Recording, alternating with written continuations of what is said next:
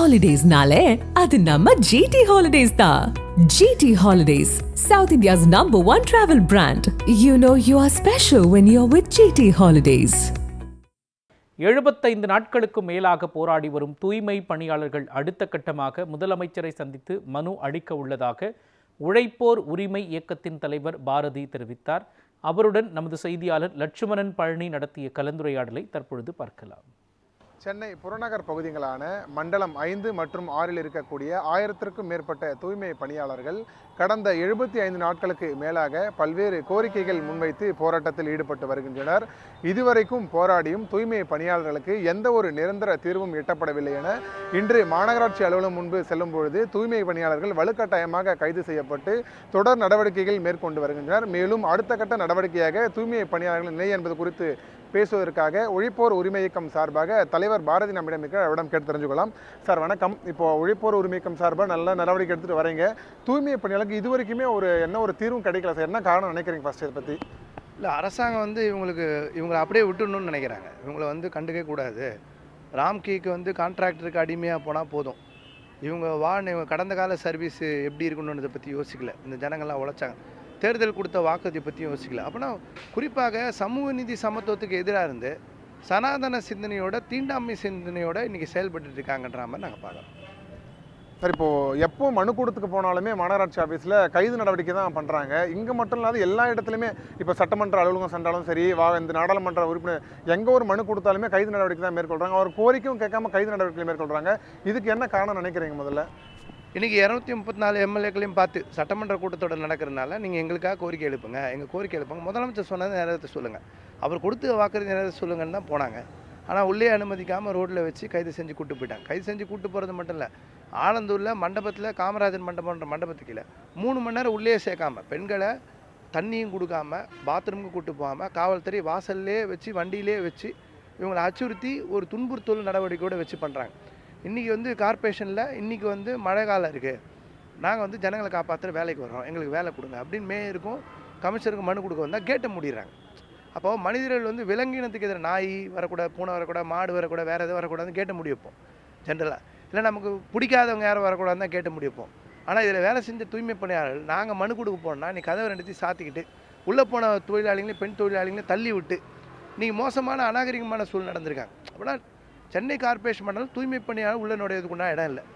யாராவது கோரிக்கை வச்சு மனுலாம் எடுத்துகிட்டு வந்தீங்கன்னா உள்ளே இங்கே வராத, இந்த தெருக்குள்ளே நீ வரக்கூடாது, இந்த சுடுகாட்டில் நீ புதைக்கூடாது அப்படின்ற மாதிரி மனநிலையோட இந்த தமிழ்நாடு அரசாங்கம் ஈடுபடுது. இதுக்கு வன்கொடுமை தடுப்பு சட்டத்துக்கு கீழ் நம்ம கமிஷன் மேலே நடவடிக்கை எடுக்கணும் காவல்துறை.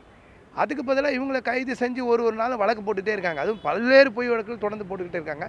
இது ஒரு சமூக நீதி சமத்துவம் சொல்லக்கூடிய அரசுக்கு இது அழகு கிடையாது. சரி, இப்போ நீங்களும் ஒரு தொடர் போராட்டத்தை கையெடுத்துட்டு ஒரு 3 மாதத்துக்கு மேலே போராட்டம் போயிட்டு இருக்கு. அடுத்த கட்டமாக என்ன நடவடிக்கைகள் பிளான் பண்ணியிருக்கீங்க? இப்போது முதலமைச்சர் சந்திக்கிற வரைக்கும் போராட்டம் நடத்துவாங்க. முதலமைச்சர் வீட்டில் போய் மனு கொடுப்பாங்க. இவங்க எக்காரணம் கொண்டு ஓய மாட்டாங்க. தொடர்ச்சியாக கார்ப்பரேஷன் வாசல்லையும் போவாங்க, சட்டமன்றத்துக்கும் போவாங்க, முதலமைச்சர் அடுத்து பார்க்க போவாங்க, மேயரை பார்க்க போவாங்க, அமைச்சரை பார்க்க போவாங்க.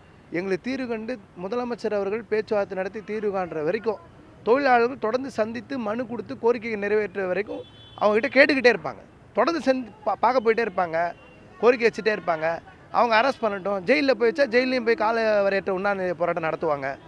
இந்த கோரிக்கை நிறைவேற வரைக்கும், நீங்கள் சொன்னதை நிறைவேற்றுற வரைக்கும், இந்த ஆட்சி சொன்னதை நிறைவேற்றுற வரைக்கும் தொழிலாளிகள் விட மாட்டாங்க.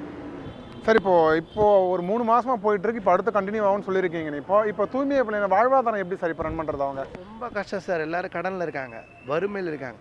அதுக்கு என்ன பேசுகிறாங்கன்னா எல்லோரும் வேலைக்கு வந்துட்டாங்கன்னு பொய்யான தகவல் பரப்புகிறாங்க.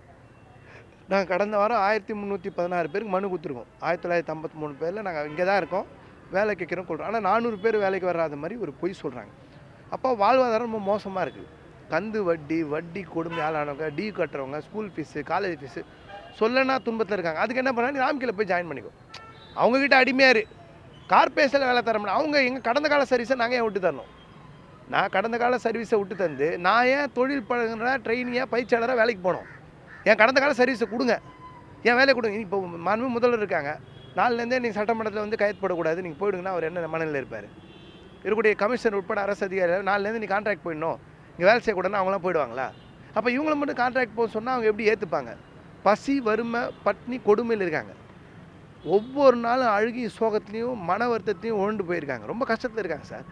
அதெல்லாம் தாண்டி எனக்கு கோரிக்கை நிறைவேற வரைக்கும் நான் அரசாங்கத்திட்ட முதல்வரை எப்படியாவது முதல்வர் வந்து தீர்வு காணணுன்றதை விரும்புகிறாங்க. சரி, இப்போ நம்ம உழைப்போர் உரிமை இயக்கம் சார்பாக வந்து என்ன நடவடிக்கை மேற்கொண்டு வரோம்? இப்போ அவங்களுக்கு எதனா உதவி பண்ணுற விதமாக நடவடிக்கை எடுத்திருக்கோமா? நேற்று மண்டலம் 7ல் 710 பேருக்கு அரிசி மூட்டை, பருப்பு, எண்ணெய் இந்த நிவாரணப் பொருட்கள்லாம் வழங்கப்படுது.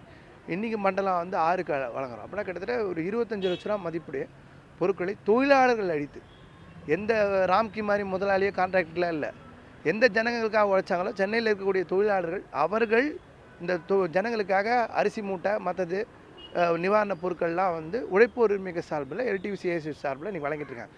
முடிஞ்ச நிவாரணப் பொருட்களை தொழிலாளர் சமூகம் தான் வழங்குது. உங்கள் தகவலுக்கு நன்றி சார். கண்டிப்பாக வந்து நாங்களும் எங்களோட தொலைக்காட்சி சார்பாக கண்டிப்பாக தூய்மை பணியாளர்களுக்கு ஆதரவாக தெரிவித்து செய்திகள்லாம் கண்டிப்பாக வெளியிடும் சார். ரொம்ப நன்றி, தேங்க்யூ சார். குறிப்பாக இந்த தூய்மை பணியாளர்கள் நிலை மாறும் வரை எங்களுடைய போராட்டம் தொடரும் எனும் உழைப்போர் உரிமை இயக்கம் சார்பாக தொடர்ந்து குரல் கொடுப்போம் என தொடர்ந்து தலைவர்களின் கருத்தாகவும் இருக்கிறது. நியூஸ் 7 தமிழ் செய்திகளுக்காக ஒளிப்பதிவாளர் சந்திரனுடன் செய்தியாளர் லட்சுமணன், சென்னை.